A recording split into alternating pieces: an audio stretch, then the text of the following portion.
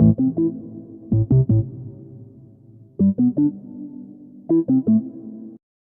bouleau est un arbre commun que vous connaissez et qui est familier. Il fait partie de la famille des Betulacées.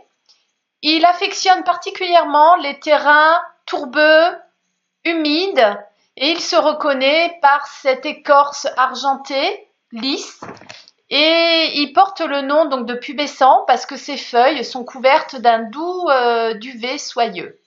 Vous l'avez compris, cet arbre donc va agir en profondeur puisque c'est un arbre qui va coloniser les terrains incultes et humides et il va aller drainer, nettoyer et préparer le sol pour après permettre à d'autres espèces de venir coloniser également le secteur. Il est préconisé dans les phases préparatoires par rapport à cette notion de draineur. Vous le connaissez bien sous la forme de sève, mais il faut savoir que le bourgeon, particulièrement le Betula pubescent, va avoir une action très profonde et va stimuler tout le système endocrinien, donc glandulaire. Vous avez bien compris donc que ce bouleau pubescent est bien différent de son cousin le bouleau verruqueux, dans le sens où il va avoir une action vraiment profonde et essentiellement sur la fonction donc glandulaire et osseuse. Lorsque je parle de fonction glandulaire, donc endocrine, je parle essentiellement de ces personnes qui sont fatiguées, qui ont une grosse fatigue générale et essentiellement avec un âge un peu plus avancé, mais ça peut aussi toucher des personnes beaucoup plus jeunes qui ont une hygiène de vie pas régulée, avec des excès alimentaires, un manque d'activité physique et qui vivent dans un environnement très stressant. Voilà, donc ce boulot pubescent va agir vraiment en profondeur pour aller détoxiner, aller gratter toutes ces toxines qui se sont accumulées au fil du temps et permettre de relancer donc tout ce système endocrinien, donc essentiellement au niveau thyroïdien. Donc il est vrai que ce bourgeon sera intéressant pour booster la thyroïde en cas d'hypothyroïdie ou également d'hyperthyroïdie. Donc ça va pas booster, ça va réguler la glande thyroïde. Donc de ce fait, on va se retrouver avec un équilibre beaucoup plus stable au niveau de son énergie et de son bien-être. Et l'on va pouvoir aussi booster donc cette utilisation de ce bourgeon-là avec d'autres bourgeons en fonction de l'individu, si on est plutôt un homme ou une femme. Pourquoi ? Parce qu'il y a des bourgeons comme ça qui sont spécifiques pour l'homme et la femme. On le verra lors d'un autre module que je proposerai suite à ces initiations sur les bourgeons spécifiques chez l'homme, la femme et l'enfant.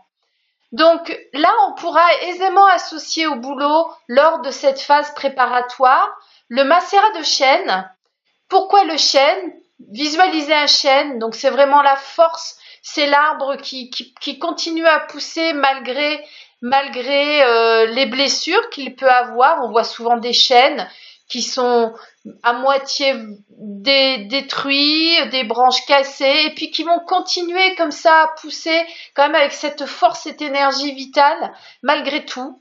Donc le chêne, c'est ça, il va redonner l'énergie, la force, essentiellement donc à l'homme qui est fatigué, qui est en faiblesse énergétique et qui a aussi des troubles donc de libido et qui souhaite retrouver son énergie masculine.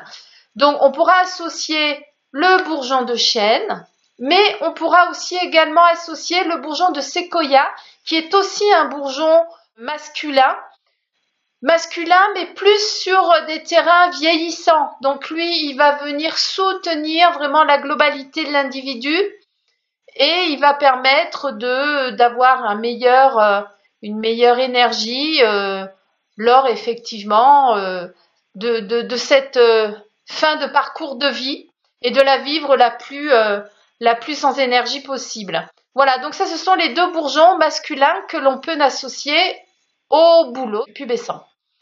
Ensuite, nous avons les bourgeons féminins. Donc là aussi, deux grands bourgeons féminins.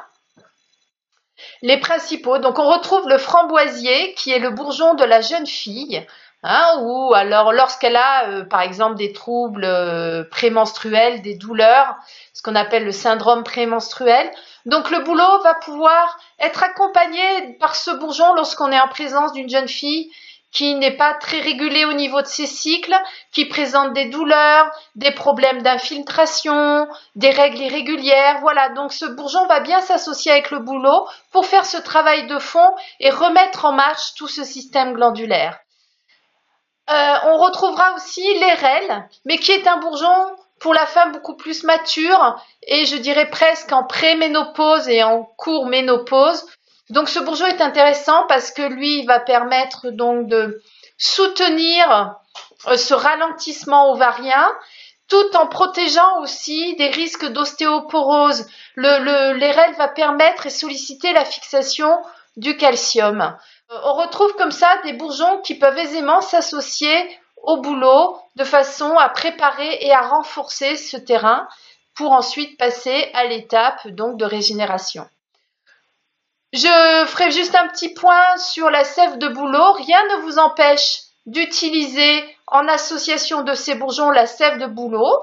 Je vous la recommande même. Bon, de préférence une sève fraîche de votre territoire. Hein, donc ça, on en trouve relativement facilement. Vous pouvez en commander à votre magasin biologique ou à un producteur proche si vous avez la chance d'en avoir un. Mais sachez aussi qu'il existe le jus de feuilles de bouleau qui est très performant aussi. Donc vous pouvez très bien faire un petit cocktail global de jus de bouleau, de sucre de feuilles de bouleau et associer derrière les macérats de bourgeons pour aller vraiment faire ce travail de fond. Ce qui est intéressant aussi avec le macérat de bouleau, c'est qu'on va pouvoir l'utiliser sur des périodes longues. Hein, il n'y a pas de risque de fatigue. Pourquoi? Parce que le bouleau amène de l'énergie au niveau du rein. Donc il va soutenir le rein et il ne va pas provoquer une déminéralisation qui après pourrait créer des carences et des déséquilibres. C'est vraiment l'avantage du bouleau, c'est qu'il va faire ce travail de fond tout en préservant donc les réserves au niveau des oligo-éléments et il va vous permettre de faire tout doucement cette préparation à la phase suivante.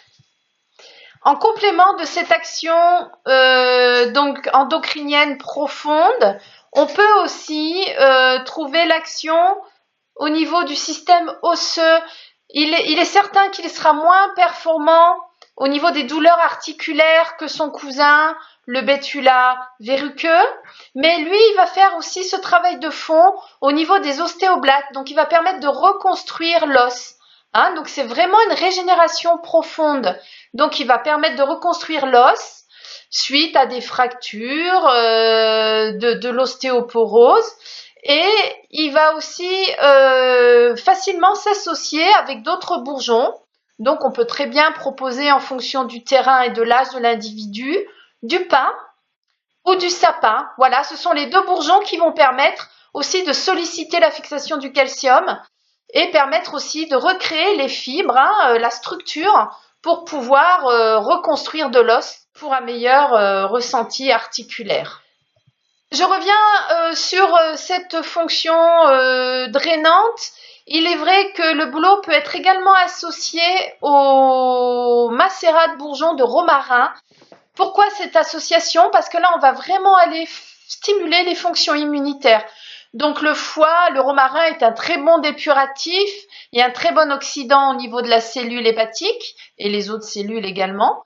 Donc le romarin associé au bouleau va faire ce travail de fond et booster le système immunitaire lorsqu'on est en présence de personnes déficientes ou qui sont en convalescence et qui ont besoin donc de remonter leur système immunitaire. Donc on a vu la partie, je dirais, globale au niveau du bouleau.